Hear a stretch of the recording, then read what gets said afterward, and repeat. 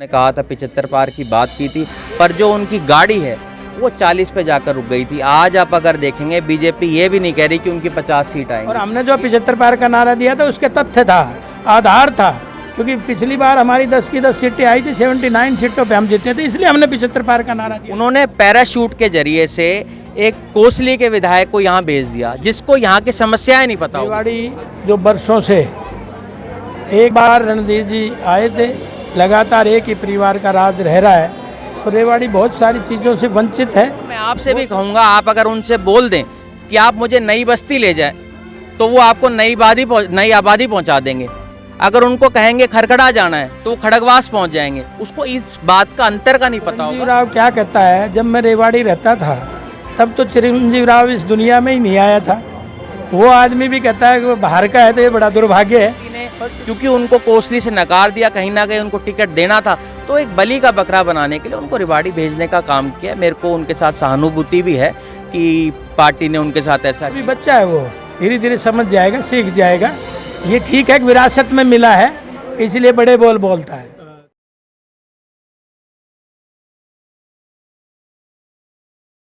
कांग्रेस प्रत्याशी चिरंजीव राव और भाजपा प्रत्याशी लक्ष्मण सिंह यादव के बीच जुबानी जंग तेज हो गई है। शनिवार को दोनों आसपास के गांवों में ही जनसभा कर रहे थे और दोनों ने एक दूसरे पर जमकर हमला बोला। चिरंजीव राव ने कहा कि लक्ष्मण यादव बाहरी हैं, उन्हें भाजपा ने बलि का बकरा बनाया है। उनको अगर नई बस्ती में जाने की कहेंगे तो नई आबादी में पहुंच जाएंगे। कोसली से नकार देने के कारण ही वह रेवाड़ी में आए हैं। वहीं मुंडलिया गांव में लक्ष्मण सिंह यादव ने जनसभा के बाद चिरंजीव पर जमकर पलटवार किया। लक्ष्मण यादव ने कहा कि मैं तब से रेवाड़ी में रह रहा हूं जब चिरंजीव का जन्म भी नहीं हुआ था। चिरंजीव अपने पिताजी से भी पूछ ले कि 2009 की परिसीमन से पहले उनका गांव सहारनवास रेवाड़ी विधानसभा का हिस्सा तक नहीं था।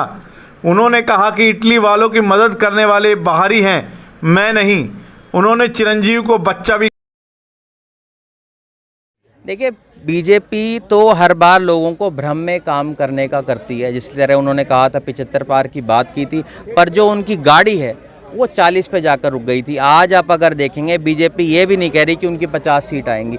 ये दर्शा रहा है कि बीजेपी का ग्राफ लगातार नीचे जा रहा है। बीजेपी के हम लोग देख रहे हैं, उनके टिकट लेने के बाद टिकट छोड़ रहे हैं। ये आप लोगों ने देखा होगा, पेवा के अंदर ऐसा हुआ, और लगातार जहां वो लोगों के बीच में जा रहे हैं उनका विरोध हो रहा है। ये दर्शाता है कि कांग्रेस पार्टी आने वाले समय के अंदर भारी बहुमत के साथ और प्रचंड बहुमत का सरकार बनाएगी। आपसे यही तो बता रहा हूँ कि आप लोगों ने, जो बीजेपी के लोग हैं, उन्होंने पैराशूट के जरिए से एक कोसली के विधायक को यहाँ भेज दिया, जिसको यहाँ की समस्याएं नहीं पता होगी।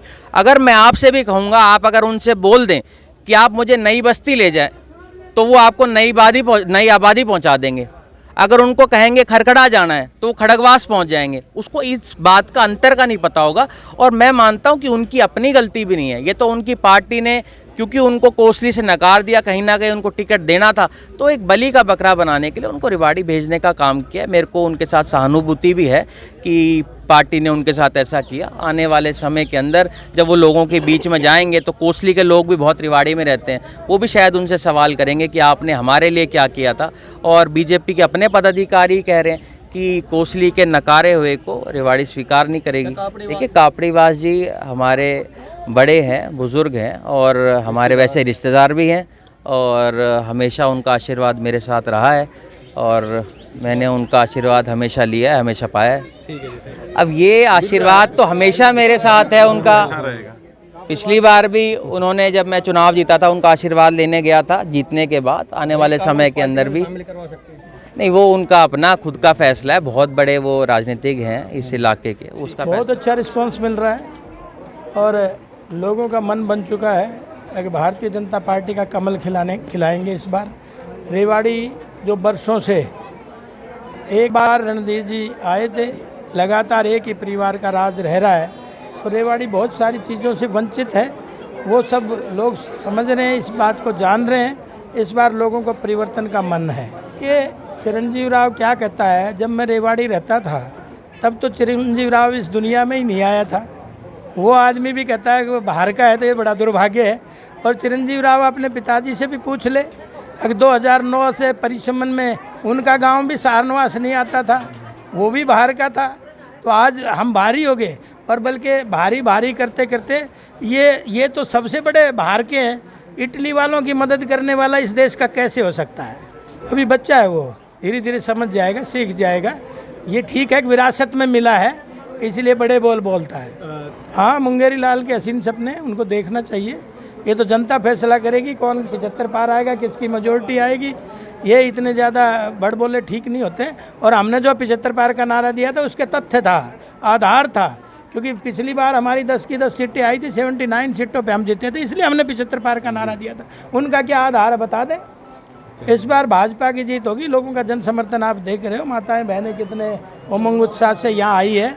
इस बार लोगों ने परिवर्तन कर लिया। अब जो 50 साल से इस रेवाड़ी की दुर्दशा है उसको इस बार चेंज करेंगे।